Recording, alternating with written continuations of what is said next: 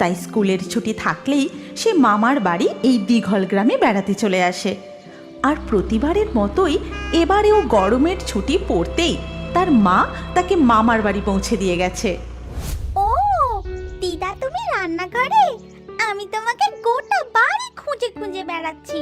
কি দিদু ভাই, খিদে পেয়েছে বুঝি? না না, খিদে পাইনি। তুমি আমার সাথে একটু খেলবে, চলো না। কি? আমি এখন রান্না বান্না ছেড়ে খেলবো? তা তোমার দাদু কি করছে? তোর বাবা, কেউ আমার সাথে খেলছে না। আমার সোনা দিদু।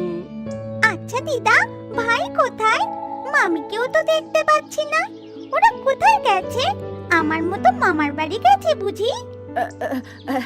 যাও তো দিদু, হাঁসগুলো কি করছে একবার দেখে এসো তো।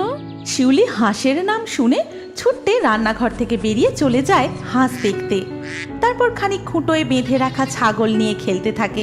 তাদের কিছু ঘাস পাতা খাইয়ে আপন মনে খেলতে খেলতে